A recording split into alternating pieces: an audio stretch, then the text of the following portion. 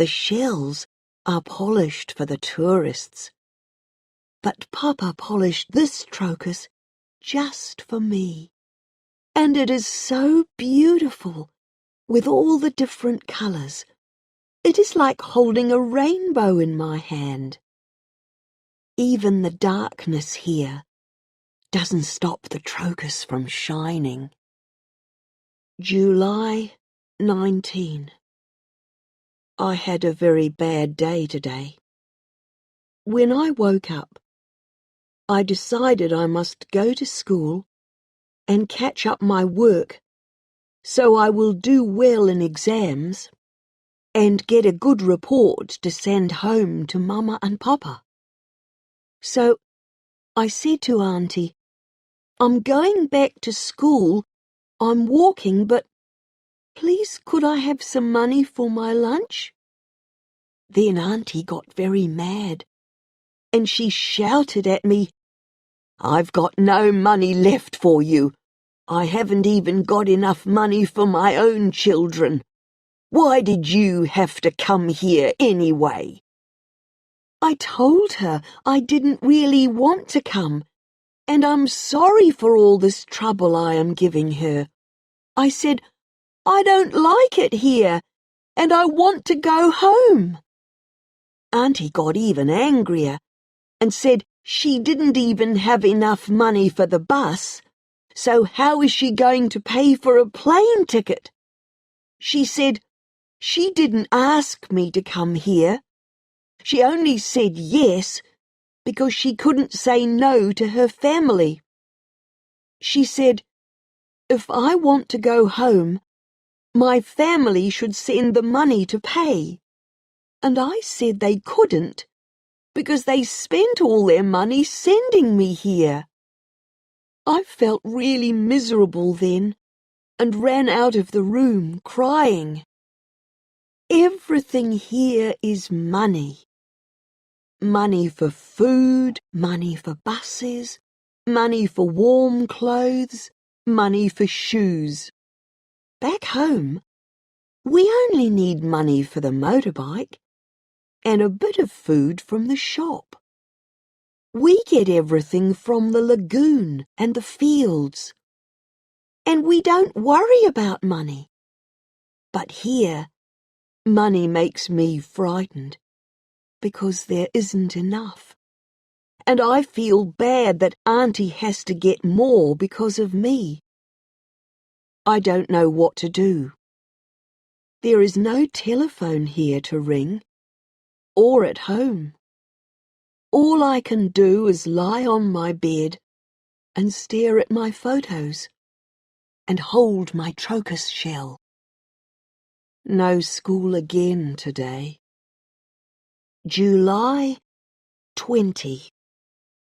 Raining again. I didn't go to school. I did some cleaning in the house and watched some TV. There was a knock on the door, but I didn't answer it. The person put a letter in the letterbox, and later I went out to get it. It was addressed to Auntie, and I opened it. It said because I hadn't been to school, my auntie should visit the school immediately. I put the letter in the rubbish. I don't want Auntie to get mad again, but I'm worried. I know it's against the law to not go to school, but I can't go back. I'm too far behind. Perhaps I can leave school and get a job in an office. That would help Auntie with the money. July 21. So much happened today. I never had a day like it in my life. Ta gave me some money for the bus and told me how to get downtown. I caught the bus and ended up in Queen Street, the first time I have been there. So many grand buildings. It was like a TV program. I began to walk up Queen Street, but there was a freezing cold wind, and then it started to rain and felt even colder. I couldn't stop staring in the shop windows. All those lovely things. In one shop, they were selling holidays, and there was a big photograph of home, showing my island. It was a very beautiful picture, the lagoon so blue, and the sea all around so dark, and the whiteness where the waves break on the reef round the lagoon. I wanted to say to people in the street, "Look, there's my island. Isn't it beautiful?" But all the people were just hurrying past, not stopping, not noticing. I kept on walking up Queen Street. I was looking for a clothes shop because I needed a jacket. The wind went right through my clothes. I felt I wasn't wearing anything at all. I came to a very big shop and went in. There were lots and lots of jackets. But I saw one of the shop people staring at me. So I went back out into the cold and kept on walking. After a while, I came to another shop which sold jackets. I was very worried about what I was going to do, but I was so cold, and I didn't really care how wrong it was. I just didn't want to get caught. I went into the shop and started looking at the jackets. I had a white supermarket bag in my pocket, and I got it out, took a blue jacket, and put it in the bag as quickly as I could. My hands were shaking, and I wanted to run, but instead I walked around slowly and pretended to look at some coats. Then I walked out. I didn't stop until I got to the bridge over the motorway. I took out the jacket and saw the price on it. $125. I put it on. It was so warm. It's got wool inside and it keeps the rain out and everything. I wore it to just before I got home. Then I put it back in the bag and hid it under my bed. July 22. I couldn't sleep all last night. It was very bad to take that jacket from the shop. The church says you must not steal, and I can't forget that. I have heard it all my life. I won't wear the jacket again. I am too ashamed. Anne Frank did not steal, not even food, when she was nearly dead from hunger. July 23. Saturday today. Ta got 3 videos, all fighting and shooting. I can hear through the wall, and it sounds like a war is going on. At home, on Saturday night, we used to go across to the big holiday hotel on the little island of Tokoa. We used to sit under the trees and have fruit drinks and watch the dancing for the tourists. It was beautiful there, and I love the dancing and the music. I want to dance at Tokoa when I am older. I decided what to do about the jacket. On Monday, I will take it back to the shop. July 25. So much happened today. I will have to write it down very carefully to make sure I don't miss anything. When I woke up, I put the jacket in my school bag and told my auntie I'm going to school. I walked into town and waited until it was after 9 o'clock. Then I walked to the shop. There weren't many people inside, and I went over to where the jackets were and quickly started to take the jacket out of my bag. But as I did it, I looked up and saw a lady with grey hair watching me from the other side of some dresses. She saw what I was doing and came over. "What are you doing? Did you take this?" she said. Her voice was very cross. I couldn't explain to her that I was bringing it back because I had taken it before. I thought she wouldn't believe me. She said, "Come with me." And she took my arm, and we went over to the back of the shop. I started to cry. We went into an office, and there was a man in there sitting at a desk. He was a young man in a suit. The lady told him she had found me taking the jacket. And the man said, "Is this right?" And I just nodded. I couldn't stop crying, so I couldn't explain.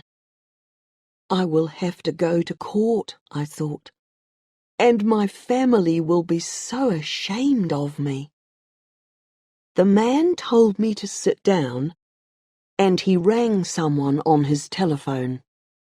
"It's a shoplifter," he said. Then the man asked me my name and my address and my school, and I told him those things. After a bit, a police lady came in, and the shop lady went out.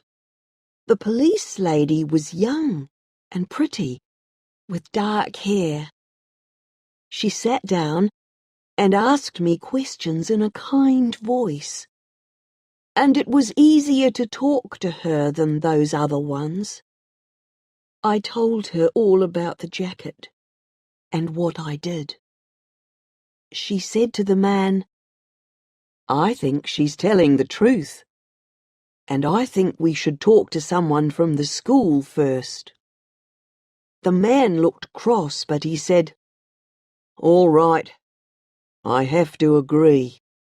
This is unusual." "Very unusual," the police lady said. "I never heard of a shoplifter who took back what she stole." She smiled at me and asked, "Who would you like us to talk to from school?" When Mrs. Price came in, she looked just as usual, not worried or anything. But I started crying again because I was so ashamed, and she sat down next to me and said, "Don't worry, Tuaine. Everything will be all right." Then she and the police lady talked, and they seemed really friendly to each other. I don't think the shop manager liked that, and he still looked angry. Mrs. Price asked me why I hadn't been to school. She has got grey hair, but her face is young, and she talks in a very kind way.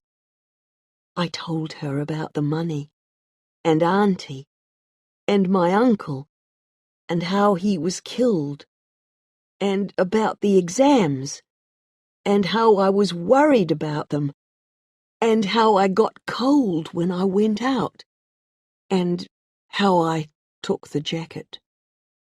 I said I was very ashamed for what I did. When my story was finished, Mrs. Price looked at the police lady, and then they both looked at the manager.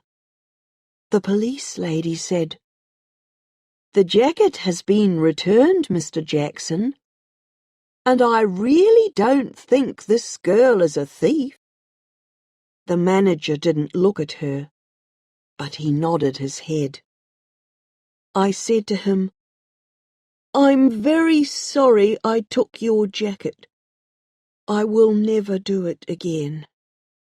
He stood up and nodded again, and Mrs. Price said, "I'll take you home now, Tuaine." Mrs. Price and I sat in her car outside my house. She talked slowly, and I felt she was thinking deeply about everything she was saying. She said, "We can give you extra lessons at school to help you catch up. And I'll find out if your auntie can get some money from the government. I'm sure she can. That will help with the clothes problem." Then Mrs. Price stopped, and she looked at me for a long time without speaking. She has very clear grey eyes, very kind and understanding, and her eyes seemed to see a long way into me. "Or," she said in a slow voice, "would you just like us to arrange for you to go home?" I looked back into those grey, kind eyes. The way she said it, I knew it was really possible. Tears came back into my eyes. Through them, I saw a house and faces and the lagoon shining and blue. "I would like to go home," I said.